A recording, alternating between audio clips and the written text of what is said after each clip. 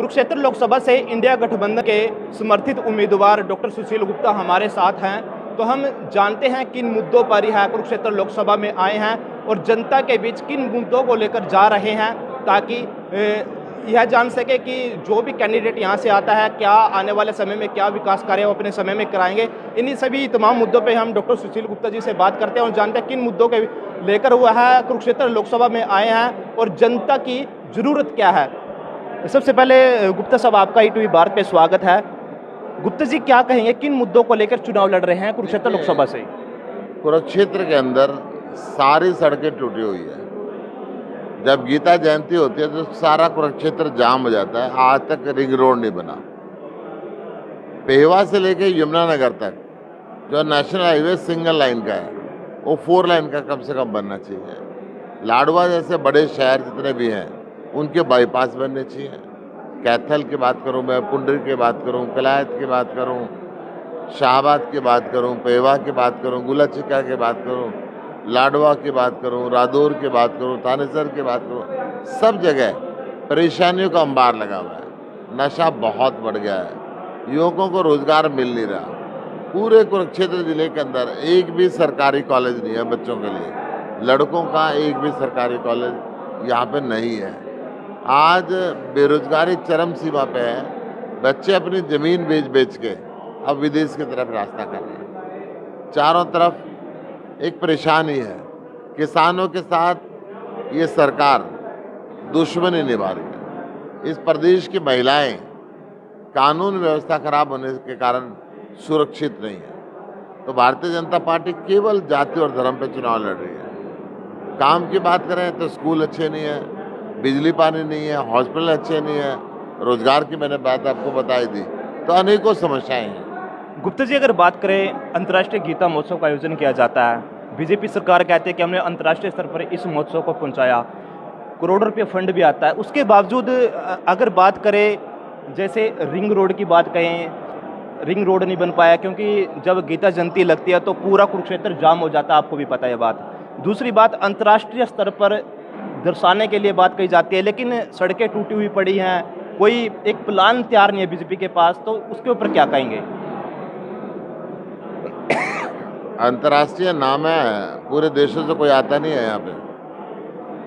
जब सृष्टि की शुरुआत हुई थी तो सरोवर ब्रह्मा जी ने बनाया था, कोई ख्याल नहीं है। गीता का उपदेश भगवान श्री कृष्ण ने कुरुक्षेत्र के अंदर दिया था, इनका कोई ख्याल नहीं है।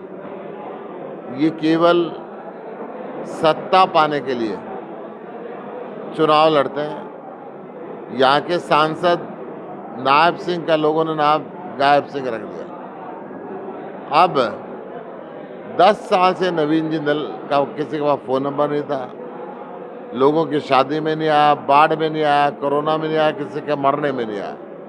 अब वो चुनाव लड़ते हैं। देश के प्रधानमंत्री उनके ऊपर 1,86,000 करोड़ रुपए कोयला चोरी का आरोप लगाते हैं, इसी कुरुक्षेत्र में आके लगाते हैं। अब बीजेपी वाले पूछ रहे हैं हम कोयले से कोहिनूर कैसे बनाए, चोर से सिपाही कैसे बनाए। ये बड़ी समस्याएं हैं। गुप्ता जी, अगर बात करें, नवीन जिंदल पहले कांग्रेस में थे, अब बीजेपी में जा चुके हैं और आप लोगों का इंडिया गठबंधन है, तो कांग्रेस के साथ आपका गठबंधन है। तो क्या लगता है, क्या कांग्रेस की वोट पे भी सेंध लगा पाएंगे नवीन जिंदल? एक भी कांग्रेसी उनके साथ नहीं जा रहा है। भारतीय जनता पार्टी के लोग भी उनके साथ नहीं जा रहे हैं, क्योंकि लोग कहते हैं उनको ढूंढेंगे कहाँ, वो तो विदेश में ही रहते हैं। सांसद ऐसा चाहिए जो जनता के बीच में रहे, जनता के बीच में रह के जनता का काम करे।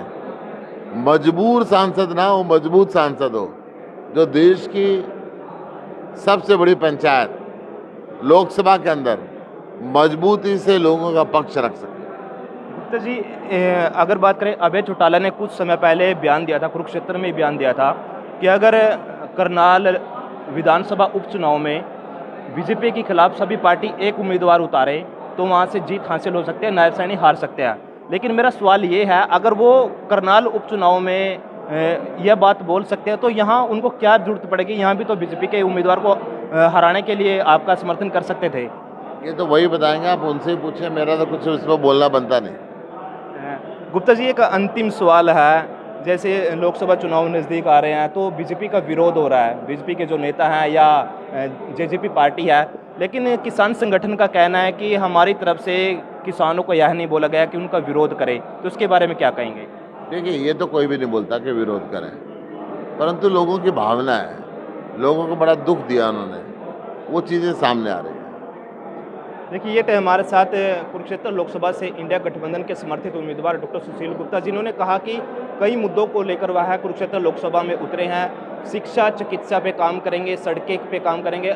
जो अंतर्राष्ट्रीय गीता महोत्सव है, उसको अंतर्राष्ट्रीय स्तर पर दर्शाने के लिए भी वह काम करेंगे। तो वहीं लोगों का खूब समर्थन मिल रहा है।